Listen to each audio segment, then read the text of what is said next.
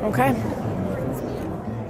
So first I want you to tell us your name and where you're from, Shana. Hi, I'm Shana Deil. I'm from Great Neck, New York. Just look at me, don't look at the camera. Okay, fine. I'm from Great It's not Neck. like an on-camera hostess appearance. It's more like an Interview. Hi, I'm Shana Deil from Great Neck, New York. So tell me who you're going to talk to us about. I'm going to talk to you about my grandfather. His name is Carlo Deil. He grew up in Iran and eventually had to move to Israel for mostly poverty reasons. And, I mean, what else do you want to know? Well, tell me about how old was he when he moved to Israel?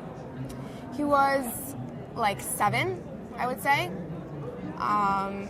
He lived by just him and his mother, and all of his sisters were married. He was the youngest.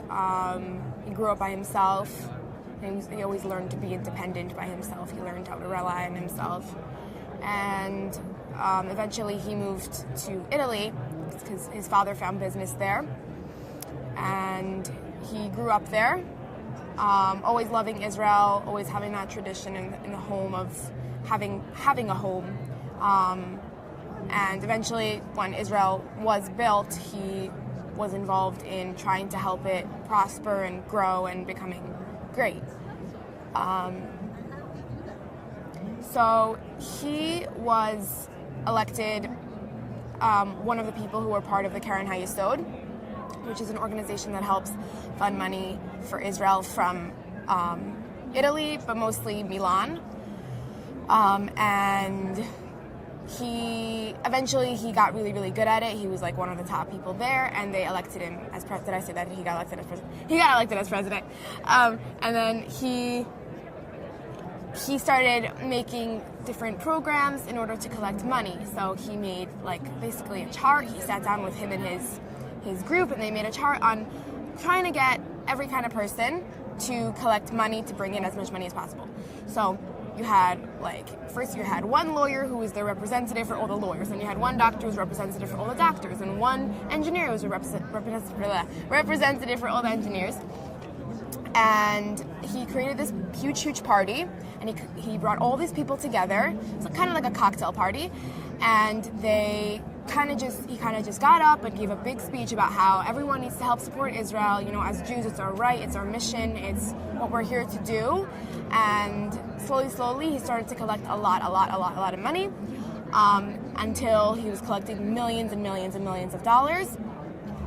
And pretty soon, he got to be really, really close with people like Prime Minister Rabin, eventually Prime Minister Netanyahu, Ariel Sharon, you know, anyone who was up there at the time. Wait, there was another name. Oh, Menachem Begin, Moshe Dayan, right? These people, he got to be working with them, and eventually he was even going into like battlefield places where no one was allowed to go to just look at the area and see what was happening there, right? He was on Mount Sinai when it was still under the control of Israel. He was doing all of these things that not many people were able to do. And he can say that he probably had an experience that not many people could have. And I'm just here to share that legacy. Oh yeah, I still know him. He's alive. He's like my role model, my best friend. Yeah, he's amazing. He just, no matter what happens to him ever in his life, he always knows how to be on top of it. He always says, you know what, tomorrow something else will come. You just have to learn how to go with the flow, how to live life and be happy no matter what comes. Right? Otherwise, you're never gonna live. And he's the most patient person I know too. He's amazing. I'm not that patient, so I try to learn from him.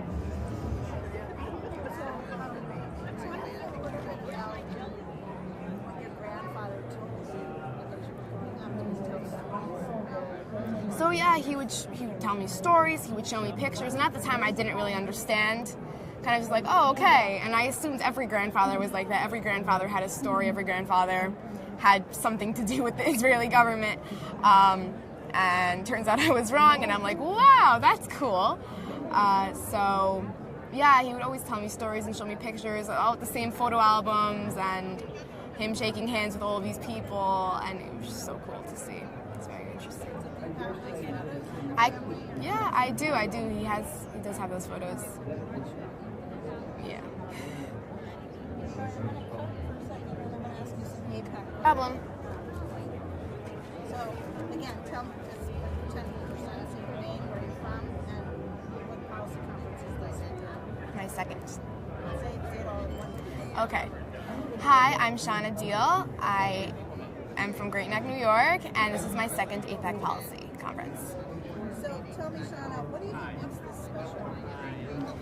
So for me, I'm very big in Israel activism in my school. I guess you could say it's in my blood, right? So I love it. I also love politics. I love the argumenting back and forth. So coming to a place where you have Democrats and Republicans alike, Christian, Jewish, I would even say Muslim, some Muslim people are here. You know, a lot of people coming together with one purpose, even though they're all so different, with so many different backgrounds. And just being here for Israel, that I feel like is really, really amazing. And I'm probably one of the youngest people here, so getting to be the fly on the wall really is awesome for me. So, they won't have heard the other interview that we did, so just in a very brief way, you could say, something about your grandfather, who was an activist, something about Israel, and now you're here. Put those things together.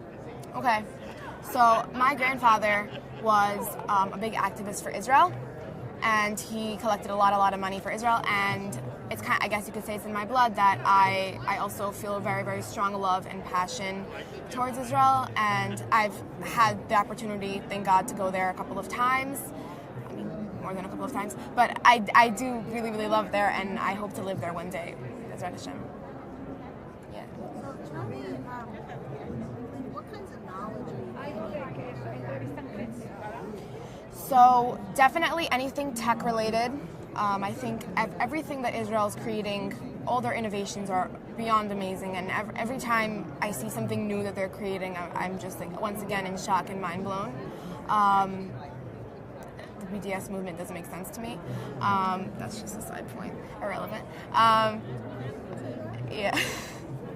Anyone who believes that they can just give up Israel can basically give up their life, because Israel has become our lives. You know, the little chip in your phone is Israel. You know, you don't want that chip, throw out your phone.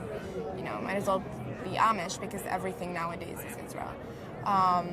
It's beyond amazing what they're creating. Beyond amazing. So, what can you personally do to U.S. Israel relationships?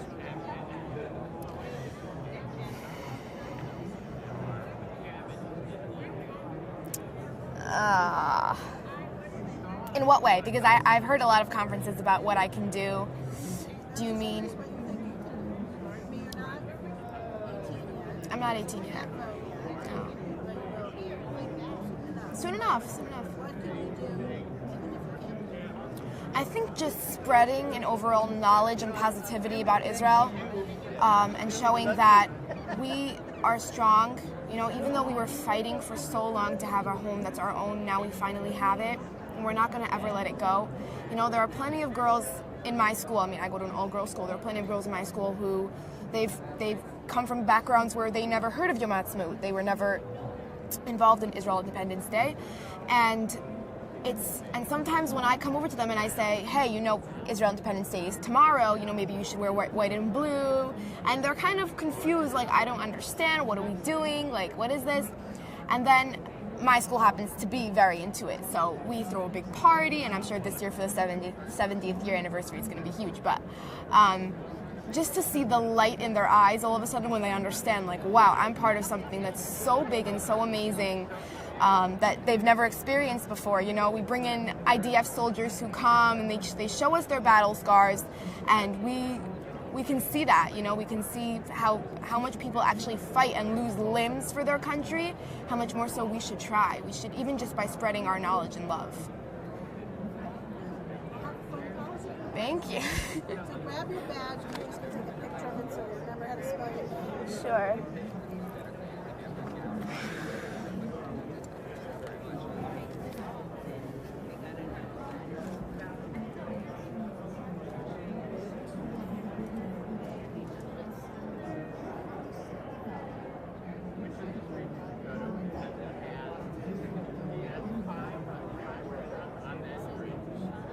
I